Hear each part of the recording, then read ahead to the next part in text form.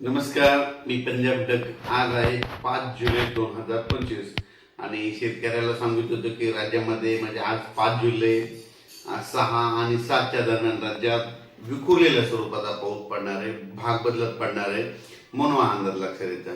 म्हणजे सांगायचं झालं तर राज्यात उद्या 6 जुलै एकादशी, मोठी एकादशी, पंढरपूरची यात्रा, मोठी एकादशी मध्ये 6 जुलै 7 जुलै 8च्या दरम्यान राज्यात सांगायचं झालं तर पूर्व विदर्भ आणि पश्चिम विदर्भ 6 5 11 जिल्ह्यामध्ये विखुरलेल्या स्वरूपाचा पाऊस पडणार आहे, भाग बदलत पडणार आहे. म्हणून विदर्भ शेतकऱ्यासाठी ज्यांनी पेरणी केलेली त्यांना त्या पेरलेल्या याला जीवदान ठरणार आहे.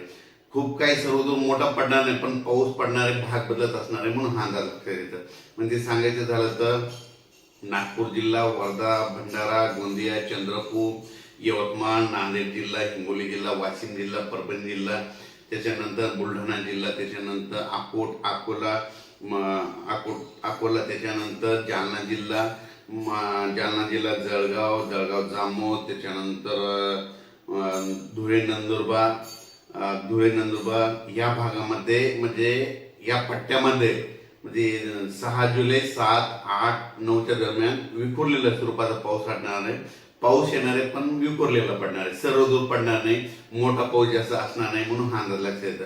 फक्त राज्यात मात्र पूर्व विदर्भात म्हणजे 6 7 8च्या दरम्यान मात्र पूर्व विदर्भात मात्र 6 जिल्ह्यामध्ये चांगला पाऊस असणार आहे म्हणून हे पूर्व विदर्भातल्या शेतकऱ्यांनी अंदाज लक्षात येतं. त्याच्यानंतर मराठवाड्यात सांगायचं झालं तर नांदेड जिल्हा, परभणी जिल्हा, हिंगोली, त्याच्यानंतर जालना जिल्हा, लातूर, बीड, धाराशिव या जिल्ह्यामध्ये मात्र असा खूप काही म्हणजे सर्वदूर पाऊस पडणार नाही, भाग बदलत पडणार आहे, जिकडे पडला तिकडेच पडेल, सर्वदूरची अपेक्षा सध्या तरी नाही म्हणून हे लक्षात येतं. तरी पण नांदेड जिल्ह्याला जरा थोडं जास्त मापमध्ये बराच भाग व्यापून घेणार आहे म्हणून ह्या 3 दिवसात बऱ्याच ठिकाणी नांदेड जिल्ह्यात देखील चांगला पाऊस असणार आहे, हिंगोली जिल्ह्यात देखील असणार आहे, वाशिम जिल्ह्यात देखील असणार आहे म्हणून हा अंदाज लक्षात येतात. त्याच्यानंतर परभणी जिल्ह्यात देखील बऱ्याच ठिकाणी म्हणजे जवळपास सर्व परभणी जिल्ह्याच्या जवळपास 70% म्हणजे भागामध्ये चांगला पाऊस पडणार आहे म्हणून परभणी जिल्ह्यासाठी आनंदाची बातमी.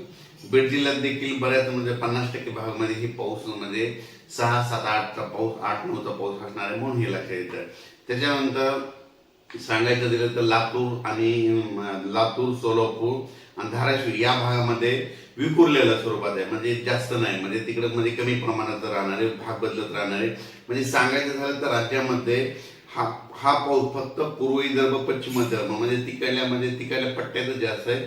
दक्षिण भागाकडे मात्र पाऊस कमी राहणार. दक्षिण भाग म्हणजे कोणता येतो, त्याच्यामध्ये लातूर जिल्हा येतो, त्याच्यानंतर धाराशिव येतो, त्याच्यानंतर सोलापूर जिल्हा येतो, नगर जिल्ह्याचा काही भाग येतो म्हणून हे लक्षात येतं. म्हणजे सांगली जर तिकडला देखील भाग येतो म्हणजे ह्या भागामध्ये जरा म्हणजे पावसाचं प्रमाण कमी राहणार आहे, विखुरलेलंच राहणार आहे, कुठं तरी म्हणजे उगा 25-30% पर्यंत भागामध्ये पाऊस असणार म्हणून हा लक्षात येतं. त्याच्यानंतर झालं तर कोकणपट्टी आणि घाटमाथ्यावर मात्र तिकडला पाऊस मात्र सर्वदूर सारखाच राहणार आहे, तेही पाऊस काही कमी होणार नाही. नाशिक जिल्ह्यातला पाऊस कायम राहणार आहे, कळवणचा राहणार आहे, धुळे नंदुरबार तिकडला देखील सरी तिकडल्या भागामध्ये चालू राहणार आहे. नगर जिल्ह्यात देखील संगमनेरच्या पलीकडल्या भागात सरी ह्या 2 3 6 7 8 पर्यंत राहतील म्हणून हे लक्षात येतं.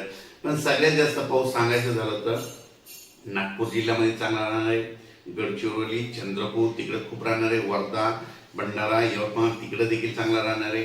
त्याच्यानंतर अमरावतीकडे देखील असणार आहे, त्याच्यानंतर वाशिमकडे असणार आहे, पुसदकडे असणार आहे, बुलढाणाकडे असणार आहे. हे पट्टामध्ये इकडला म्हणजे ईशान्येच्या भागामध्ये जास्त पाऊस असणार आहे, कारण की पाऊस मध्य प्रदेशमध्ये जास्त पडत असल्यामुळं तिकडे पाऊस जास्त असणार म्हणून हे लक्षात येतं. पण राज्यात मात्र सर्वदूरचा असा मोठा पाऊस नाही, विखुरलेल्या स्वरूपात राहणार आहे, भाग बदलतच पडणार आहे.